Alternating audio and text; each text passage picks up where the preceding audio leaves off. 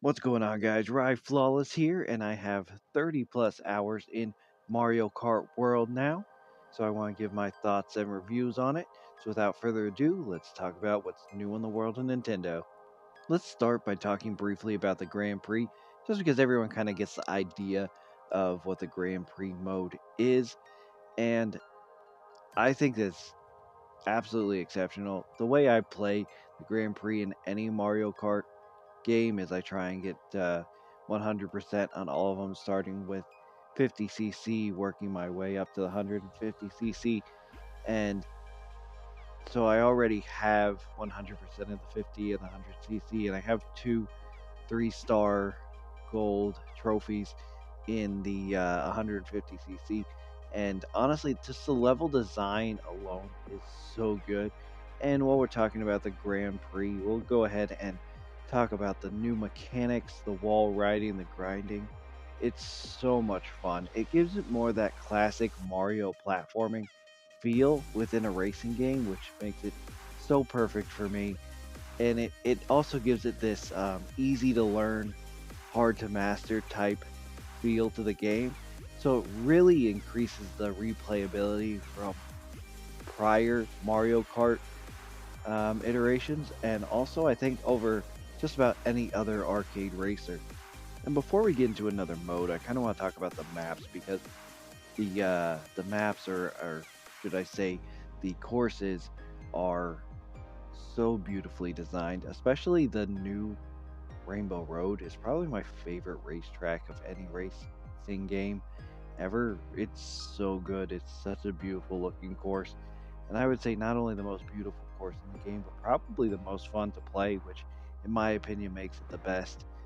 Um, there's less places to grind and at least obvious shortcuts and things like that to use the new mechanics, but it's just so fun, and it's such a big course and you just see so much variety in it.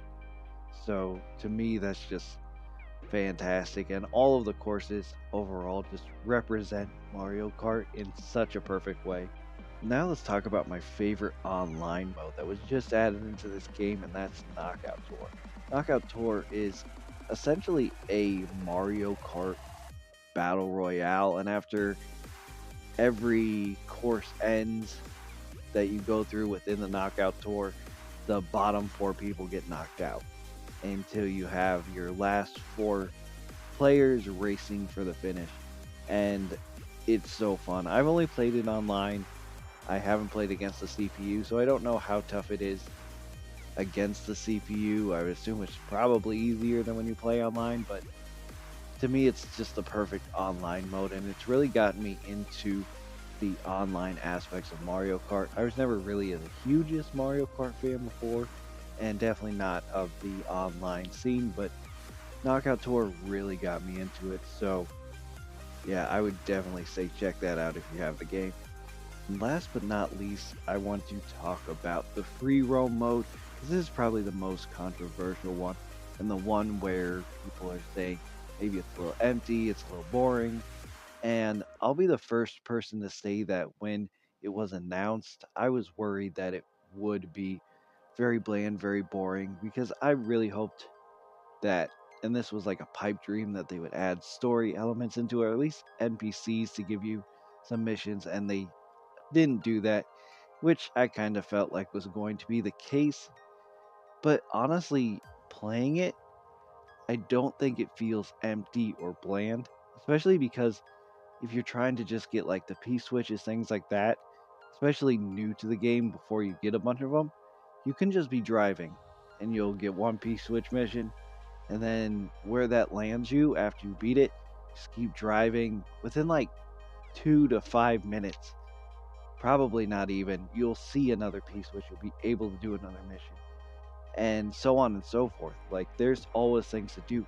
Even after I had probably 10 hours in the free roam mode, I was still finding times where I would just drive, find a P switch, drive, find a P switch, drive, find a P switch, and it's just so easy to have so much fun just in that mode. I would say out of my 30 plus hours, at least 15 to 20 are in that free roam mode alone. I love doing the missions, and yeah, I'm kind of running out, I would say now. Not running out, but the obvious ones are starting to run out for me, so I do have to search a little bit. But I still sure I have lots of things to do, lots to find. The only problem I have with it is that it doesn't tell you essentially what you've collected other than the mystery block panels. So that is kind of annoying that it doesn't say what you've collected, how much you have left. So, I mean, if you want to 100% it, you'll probably have to look up a guide. I haven't gotten to that point yet, but honestly, 30 hours into the game, probably around 20 into the free roam, I would say that's far from bland. Especially in a game where you're not expecting to have a full open world, like RPG experience. It's obviously not that, and it was never supposed to be that. So as far as being empty or bland, I I kind of am leaning more towards it being a very good experience, but I can understand some people not enjoying it, and I do think they need to add an update to kind of show you what you've collected or what you need to collect, and maybe add different things to the map, show you where the P-switches are, add like a proper open world map, and I think that would make it so much better. But that's all I have to say about the game. I'm really enjoying it. I think there's things that can definitely be done to make it better, but I think it's a solid game. It's my favorite Mario Kart game to date. So, thank you guys so much for watching. They're all flawless, and I'll see you next time.